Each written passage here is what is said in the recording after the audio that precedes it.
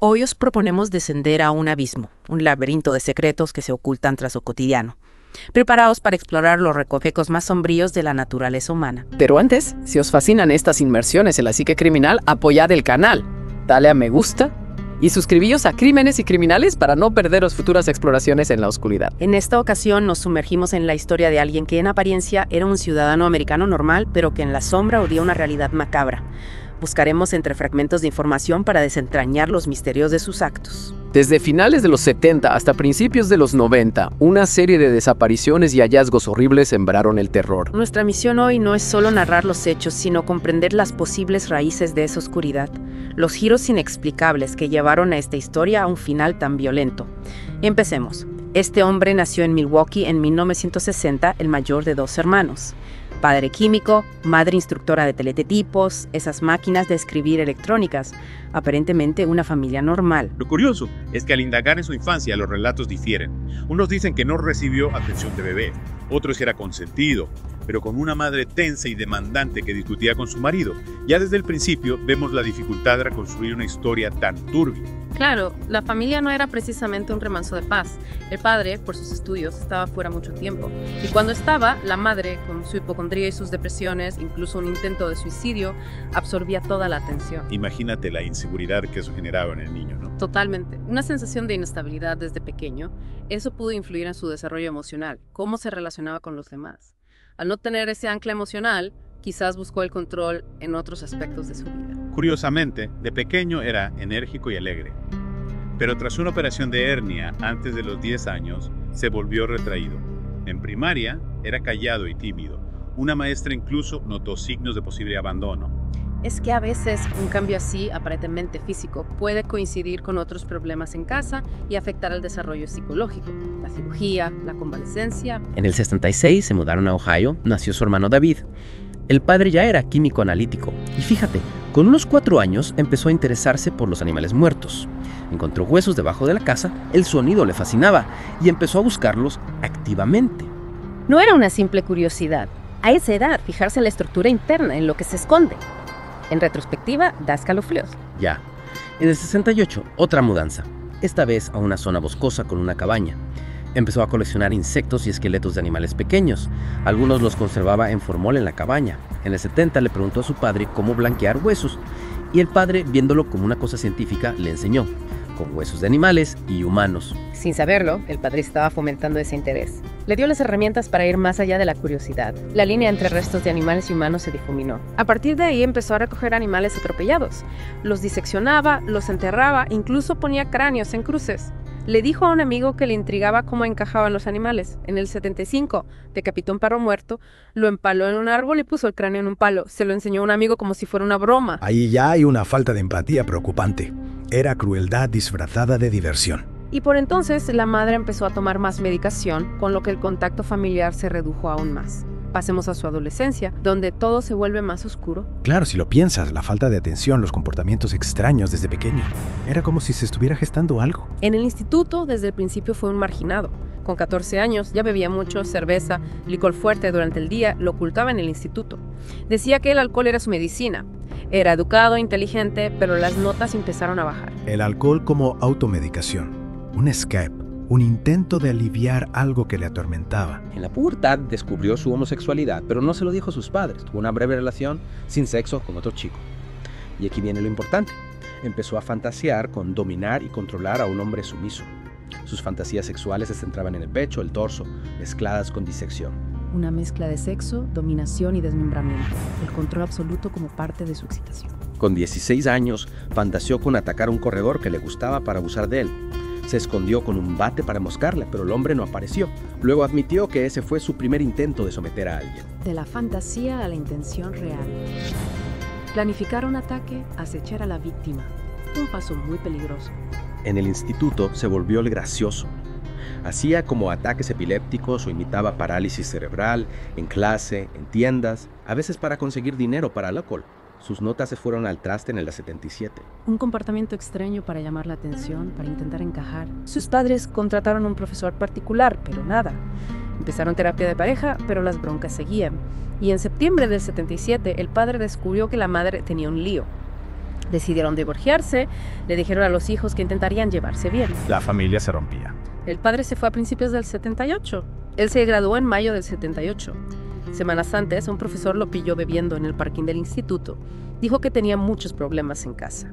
Su madre y su hermano se fueron a vivir con unos familiares en Wisconsin. Él se quedó solo en la casa, con 18 años recién cumplidos. El divorcio se hizo oficial el 24 de julio del 78. La custodia del hermano pequeño y la pensión para la madre. Solo en casa, después de la graduación. Un vacío total. El caldo de cultivo perfecto para que sus impulsos se desataran. Y 3 semanas después de graduarse, llega el primer crimen. En junio del 78, recogió a un chico que hacía autostop, Stephen Mark Hicks, de 19 años. Lo llevó a casa con la excusa de tomar algo. Hicks iba a un concierto de rock. Un chico joven, atractivo, alcohol para ganarse su confianza. Un escenario que se repite. Ver a Hicks sin camiseta lo excitó, pero al oírle hablar de chicas, pensó que lo rechazaría. Después de horas hablando, bebiendo, escuchando música, Hicks se quiso ir. Y él no lo soportó. Lo golpeó por la espalda con una pesa 2 veces mientras Hicks estaba sentado. No pudo controlar la situación, la frustración. La violencia explotó. Cuando Hicks quedó inconsciente, lo estranguló con la barra de la pesa. Lo desnudó, exploró su cuerpo, se masturbó sobre el cadáver. Al día siguiente, lo diseccionó en el sótano. Enterró los restos en el jardín. Semanas después, los desenterró, separó la carne, la disolvió en ácido y la tiró por el váter. Trituró los huesos con un mazo y los esparció por el bosque. Una planificación fría, metódica, para borrar las pruebas. Espeluznante. Después de esto, intentó llevar una vida normal, pero ya era imposible. 6 semanas después del asesinato, el padre y su prometida volvieron a casa y lo encontraron allí. En agosto, se matriculó en la Universidad Estatal de Ohio, quería estudiar empresariales. Pero el alcohol suspendía todo. A los 3 meses, lo dejó. El padre encontró su habitación llena de botellas vacías. Otro intento fallido de encajar. El alcohol siempre tirando de él hacia abajo. En enero del 79, el padre lo convenció para alistarse en el ejército. Hizo la instrucción básica en Alabama, luego entrenamiento médico en Texas. Allí ya lo reprendieron por ir bebido. Tuvo un incidente de insubordinación, castigaron a todo su pelotón y le dieron una paliza. En julio del 79 lo destinaron a Alemania Occidental como médico de combate. Al principio era un soldado normal, incluso bueno. El ejército, con su disciplina, podía haber sido una salida. Pero el alcohol lo arruinó todo. Claro, empezó a beber otra vez, cada vez peor. Lo declararon no apto y le dieron la baja honorable en marzo del 81. Pensaron que en la vida civil no tendría sus problemas. Lo mandaron a Carolina del Sur para los trámites de la baja y le dieron un billete de avión. Pero él no quiso ver a su padre. Se fue a Miami Beach, Florida, quería escapar del frío y vivir solo. Encontró trabajo en una tienda de comida, alquiló una habitación, pero se gastaba todo en alcohol. Lo echaron. Terminó viviendo en la playa. Huir de los problemas no funciona. La adicción siempre lo perseguía. Al final llamó a su padre y volvió a Ohio en septiembre del 81. Estuvo con su padre y su madrastra, pero a las 2 semanas lo arrestaron por borracho y armar jaleo. Multa y cárcel, pero no entró. El padre intentó que dejara el alcohol, pero no hubo manera. De mal en peor. En diciembre del 81 lo mandaron a vivir con su abuela, a West Allis, Wisconsin. El padre y la madrastra pensaron que la abuela y el cambio de aires le irían bien. Un nuevo intento de darle estabilidad, un entorno familiar. Al principio todo bien. Iba a la iglesia con la abuela, hacía cosas en casa, buscaba trabajo, cumplía las normas. Pero seguía bebiendo y fumando. A principios del 82 encontró trabajo en un centro de donación de sangre en Milwaukee. Estuvo 10 meses, pero lo despidieron. Se quedó sin trabajo 2 años, viviendo del dinero de la abuela. Era capaz de funcionar cuando tenía estructura, alguien que lo vigilara, pero la oscuridad seguía ahí. Fíjate, poco antes de que lo despidieran, en agosto del 82 lo arrestaron por exhibicionismo en una feria de Wisconsin. Lo condenaron y pagó una multa. En enero de 85 encontró trabajo en una fábrica de chocolate en Milwaukee en el turno de noche. Y por esa época, un hombre le hizo proposiciones en la biblioteca. Eso despertó sus fantasías de dominación.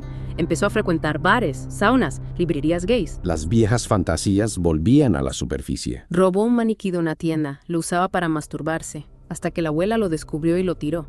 A finales del 85 ya iba mucho a saunas, pero le frustraba que sus parejas se movieran durante el sexo.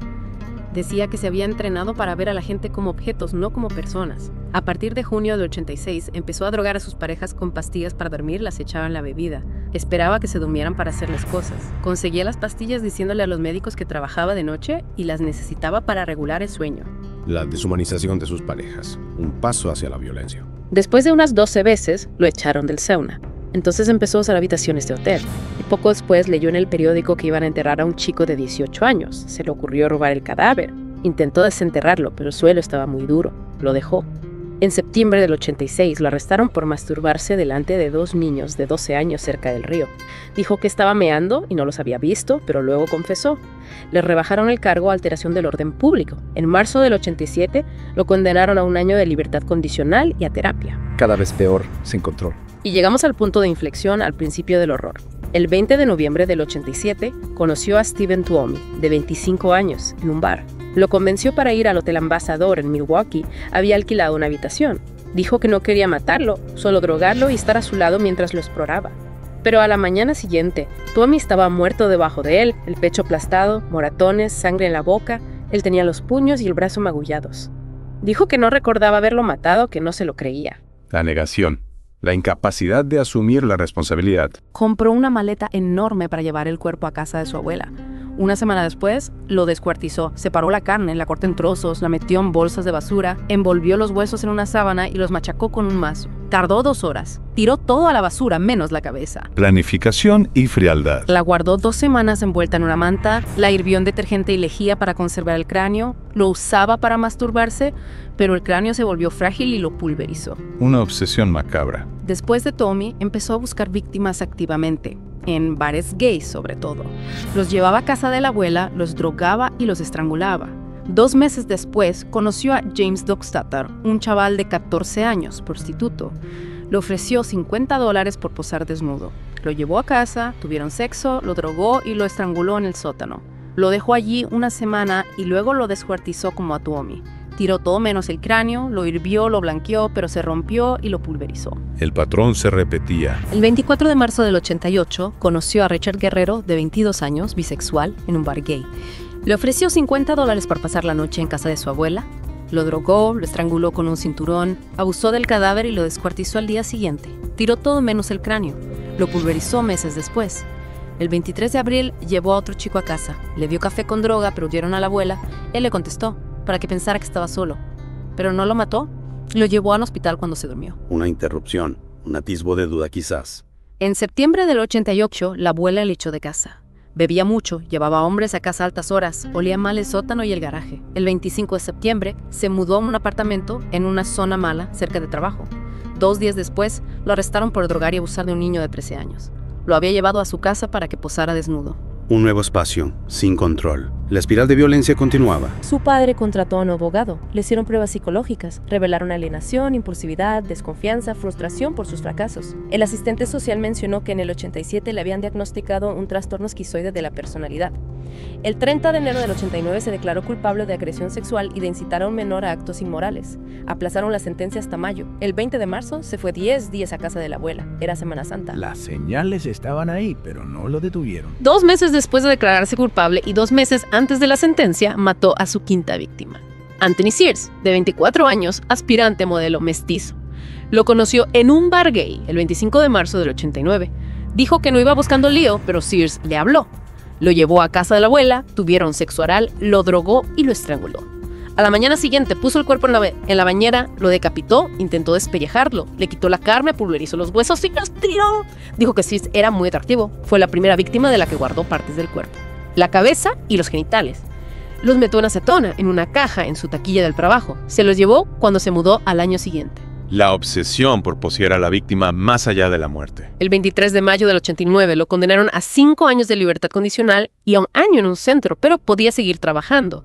También tenía que registrarse como delincuente sexual. 2 meses antes de salir del centro se fue. Empezaba la libertad condicional. Volvió a casa de la abuela un tiempo. Y en mayo de 90 se mudó a un apartamento en una zona peligrosa, pero barata y cerca del trabajo. Más libertad, más riesgo. En total, mató a 17 chicos entre el 78 y el 91. 2 en su apartamento. 3 en casa de la abuela, 1 en casa de sus padres, el primero, y otro en el hotel, el segundo. 14 de las víctimas eran de minorías étnicas, 9 afroamericanos. Él decía que la raza no importaba, que se fijaba en el físico.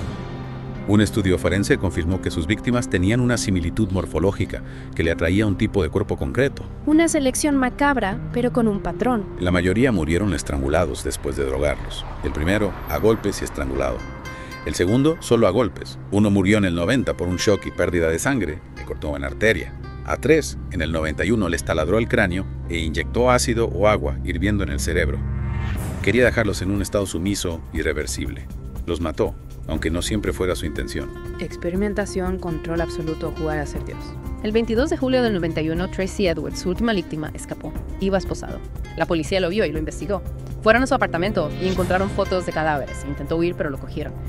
Encontraron una cabeza en la nevera, 2 bolsas en el congelador con un corazón y genitales. En el dormitorio, 5 cráneos, herramientas, fotos de los desmembramientos y un esqueleto completo, limpio con lejía, un cuero cabelludo, un bidón con ácido y 3 torsos dentro. Manchas de sangre por todas partes. Los vecinos dispararon contra las puertas del apartamento. El horror al descubierto. Los psiquiatras dijeron que estaba enfermo. Se declaró culpable, alegando locura, para que lo internaran, pero no coló. Al final se declaró culpable. Las pruebas eran aplastantes. Lo condenaron a 15 cadenas perpetuas. Responsable de sus actos a pesar de su enfermedad. Lo mandaron a la cárcel, en Wisconsin. Allí lo entrevistó Robert Ressler, perfilador del FBI. Ressler coincidió en que tenía que estar encerrado, pero no un psiquiátrico porque estaba enfermo, aunque a veces pareciera normal. Confesó que había comido carne de una víctima, se masturbaba con restos humanos, con cráneos que le gustaban. Decía que matándolos y guardando sus cráneos, los tenía con él para siempre. Las 3 cabezas de la nevera y el congelador, con carne, eran de sus últimas víctimas. La mente de un monstruo. El 28 de noviembre del 94 murió en la cárcel. Otro preso, Christopher Scarver, lo mató a golpes. Un final violento, casi esperado. Murió 29 años antes de hoy. Estaba cumpliendo 15 cadenas perpetuas por violación, asesinato y canibalismo. Se publicó un artículo en el que se hablaba de cosas raras antes de su muerte, como si se hubiera relajado la seguridad. Parece que en la cárcel no lo veían como un peligro, a pesar de todo. El problema era que se hacía odiar. Contaba sus crímenes con pelos y señales, hacía bromas sobre canibalismo, moldeaba la comida como si fueran partes del cuerpo, le echaba ketchup como si fuera sangre. Provocaba a los presos y a los guardias. Un comportamiento que le granjea enemigos. La norma era no dejarlo solo con otros presos. Los primeros meses estuvo aislado hasta que se quejó de soledad. Luego lo dejaron hacer algunas actividades, pero siempre vigilado. Meses antes de morir, un preso al que siempre estaba provocando le intentó cortar el cuello en el baño. Le hizo un corte, pero no grave. Pidieron que lo trasladaran a un psiquiátrico, pero un juez lo denegó. Más señales de peligro, ignoradas. El día que murió, lo mandaron a limpiar el gimnasio con otros 2 presos, Scarver, esquizofrénico, y Jesse Anderson, que había matado a su mujer. Los guardias desaparecieron y los dejaron solos. Lo encontraron en el suelo, la cabeza destrozada con una pesa. Negligencia, complicidad, muchas preguntas sin respuesta. Scarver contó que estaba llenando un cubo cuando lo golpearon por la espalda. Se giró y los vio a él y a Anderson riéndose. Siguió a nuestro protagonista hasta un vestuario, cogió una pesa y lo enfrentó. Le recriminó que se burlara de él. Él intentó huir, pero Scarver lo bloqueó y le golpeó en la cabeza con la pesa. Lo mató. Luego mató a Anderson con la misma pesa.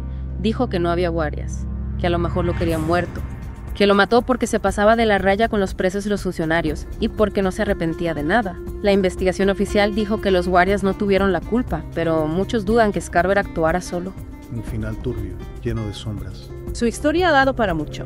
Series, películas, obras de teatro, la serie de Netflix, Monstruo, la historia de Jeffrey Dahmer, el documental, Conversaciones con un asesino, las cintas de Jeffrey Dahmer, producciones que han generado controversia por cómo tratan a las víctimas. Pero sus crímenes siguen fascinando al público, por su crueldad, por cómo los cometió, por cómo se deshizo de los cuerpos. Una fascinación morbosa que nos habla de nuestra propia oscuridad. Hemos recorrido un camino terrible, intentando comprender una historia que nos confronta con la naturaleza del mal, con el aislamiento que puede llevar a la oscuridad, con los límites de la mente humana. ¿Qué escondemos bajo la superficie?